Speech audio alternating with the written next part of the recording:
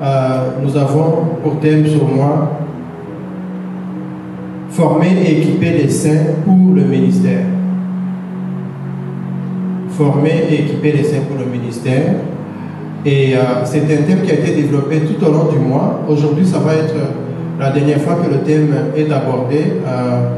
Et nous allons donc, j'espère, avoir été équipés. Équipés et formés, d'après ce qu'on nous a dit dimanche passé, pour être envoyés. Parce que c'est pour le ministère. Alors, je sais que vous le savez, mais moi j'ai l'habitude d'aller regarder dans le dictionnaire, parce que c'est ma vocation, les langues. Donc, je regarde toujours le sens des mots.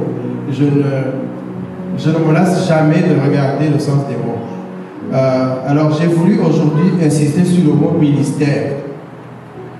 Parce que souvent, beaucoup de gens parlent de ce mot-là, ministère, avec beaucoup d'incompréhension. Quand quelqu'un, on dit à quelqu'un qu'il est ministre du culte, ministère, ça sonne comme ministère de l'immigration, ministère de l'enseignement, ministère. Alors, c'est quoi le ministère? Et vous allez regarder ça vous-même, peut-être pour vérifier, pour fact-checker, comme on dit en français d'aujourd'hui. Mais ça vient du mot latin ministerio, qui veut dire service. Mais évidemment, ça veut dire beaucoup d'autres choses, assistance, aide, mais ça veut aussi également dire les personnes, les employés, le staff, les moyens qui sont mis au service d'un empereur. Donc ça, c'était dans l'ancien temps. Un empereur, c'est le roi des rois. Alors, vous savez que nous sommes les enfants du roi des rois. Si vous êtes chrétien et que vous croyez en Jésus-Christ, vous croyez qu'il est votre sauveur et qu'il est votre Seigneur, Jésus est le roi. Il est le roi des rois. Donc, Jésus est un empereur. Et quand vous servez Jésus, vous êtes un ministre. Donc, vous êtes un serviteur. Alors, le mot ministère veut dire service. Et le ministre ou le serviteur, c'est quelqu'un qui sert dans ce ministère-là, donc qui donne un service. Alors, il faut que vous compreniez cela lorsque vous dites « je suis serviteur ». Moi, je suis servante du Seigneur, je suis serviteur. Alors, parfois, on le dit avec beaucoup de prétention, là, donc comme s'il y a quelque chose, on doit être servi parce qu'on est serviteur. Mais ce n'est pas ça, c'est l'inverse. Nous devons servir. Comme Jésus a dit, celui qui veut être plus grand, qu'il soit le plus petit parmi tous. Donc, il serve les autres. Alors, rapidement, c'est quoi le ministère auquel nous sommes appelés? Toi et moi, c'est quel ministère auquel nous sommes appelés? Est-ce que d'abord nous sommes appelés? Rappelez-vous, lorsque Jésus est allé, il a cherché ses disciples, à la fin de ces 40 jours de jeûne, dans le désert, il est venu, il a commencé à élire les gens qui allaient l'accompagner. Et il a rencontré beaucoup de gens, mais principalement des pécheurs. Comme aujourd'hui, Jésus vient à la rencontre des pécheurs. Mais dans l'autre sens. Eux, c'était des pêcheurs de poissons. Nous, on est des pécheurs. Parce qu'on commet des péchés. Alors, donc, dans Matthieu 4, 18, Jésus rencontre ses premiers disciples. Il dit, comme il marchait le long de la mer de Galilée, il vit deux frères, Simon, appelé Pierre, André, son frère, qui jetaient un filet dans la mer, car ils étaient pécheurs. Ils étaient pécheurs. Et il leur dit, suivez-moi et je vous ferai pécheurs d'hommes. Aussitôt, ils laissèrent le filet et ils le suivirent. Donc, ça, c'est des pécheurs qu'il a choisis. Il leur a dit, arrêtez de pêcher de poissons, je vais vous faire des pécheurs d'hommes. Et je crois que nous avons déjà entendu parler ici dans cette église, qu'est-ce que c'est un pécheur? un pêcheur d'hommes. Pourquoi est-ce qu'on a besoin de pêcher les hommes? Donc la mission, c'était d'aller pêcher les hommes. Pourquoi est-ce que les hommes ont besoin d'être pêchés? Est-ce que les hommes sont des poissons maintenant?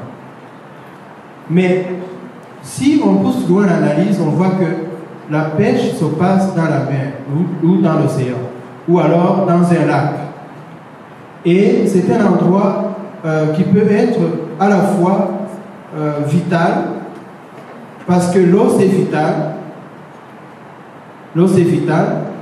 et le poisson c'est vital. On mange du poisson, on boit de l'eau. C'est pour ça qu'on a besoin des pêcheurs, les gens qui vont aller chercher le poisson. Mais c'est aussi, l'eau aussi est une voie de navigation.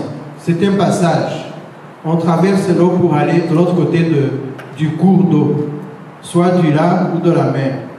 Alors, mais c'est à la fois aussi un endroit périlleux, dangereux, parce que vous pouvez tomber dans l'eau. Et quand vous ne savez pas nager, vous pouvez vous noyer. Alors quand vous naviguez, vous voyagez sur l'eau, normalement les pêcheurs ils sont expérimentés, ils savent nager, ils savent comment lutter contre les éléments, ils peuvent se noyer si peut-être il y a une grosse tempête, mais ce n'est pas les premiers qui vont être noyés. C'est vous et moi qui ne savons peut-être pas nager si nous allons dans l'eau. Alors l'eau représente la vie. Dans la vie, nous traversons la vie, nous avons beaucoup de difficultés et il nous arrive de nous noyer. On a besoin de quelqu'un qui vienne nous pêcher, nous sauver, nous secourir. On est des naufragés de la vie.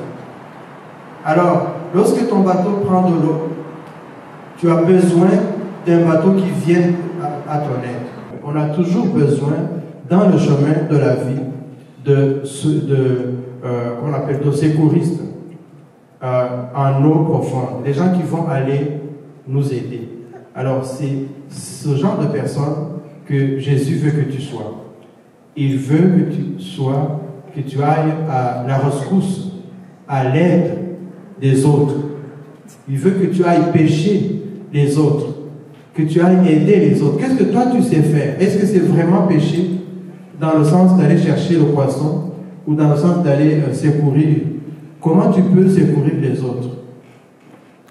C'est justement dans ton domaine de spécialisation. Quel est ton domaine de spécialisation? Qu'est-ce que tu fais dans ta vie? C'est à ça que Dieu t'appelle. Lorsque Jésus a choisi Simon et son frère, et après vous allez voir, si vous lisez loin, vous allez voir qu'il a choisi d'autres gens qui faisaient le même métier, mais il ne les a pas vraiment séparés de leur métier. Il a pris de leur expérience. Il a vu qu'ils avaient de l'expérience, mais il a transposé cette expérience dans autre chose. Donc, votre expérience est très importante et Dieu vous appelle à utiliser votre expérience pour son service, pour le ministère. Alors après, Jésus, il va préciser la mission. Lorsque il est mort et qu'il est ressuscité, il revient maintenant préciser la mission à ses disciples. Et c'est quoi la mission? Et c'est là que nous allons dans Marc 16, 15 à 18, où il leur dit ce qu'il faut faire maintenant. Maintenant qu'il les a formés, pendant 3 ans, il les a équipés avec la parole, il leur a montré comment faire des miracles, comment guérir les malades, comment chasser les démons. Tout ça, ils l'ont vu à l'œuvre. Et là, il va maintenant les envoyer. Et c'est là qu'il leur précise, c'est quoi cette mission de pêche des hommes. Alors, dans Marc 16, 15, 18, il dit, puis il leur dit, allez par tout le monde et prêchez la bonne nouvelle à toute la création. Celui qui croira et qui sera baptisé sera sauvé, mais celui qui ne croira pas sera condamné. Voici les miracles qui accompagneront ceux qui auront cru. En mon nom, ils chasseront les démons, ils parleront de nouvelles langues, ils saisiront des serpents, s'ils boivent quelque breuvage mortel, il ne leur fera point de mal. Ils imposeront les mains aux malades et les malades seront guéris. Alors, les serviteurs de ce jour, donc de notre temps, Ils sautent tout de suite, généralement, vers les miracles, des signes qui accompagnent. Mais ils ne vont pas dans la première partie. Aller annoncer la bonne nouvelle. La nouvelle du salut. Quelle est la bonne nouvelle que tu annonces autour de toi, dans ta vie? Qu'est-ce que Jésus a fait dans ta vie que tu peux me partager, qui peut m'aider? Quelle est la bonne nouvelle que tu annonces à la veuve dans ton quartier, à la femme seule, à l'homme seul, à l'enfant orphelin, à l'itinérant, à cette personne qui n'arrive pas à payer ses factures, ou à cette personne qui a une addiction, peu importe, drogue, etc. Quelle est ta bonne nouvelle?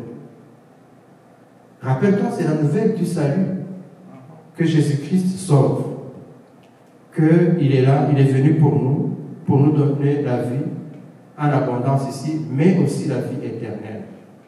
C'est à ça que les ministres du culte sont appelés.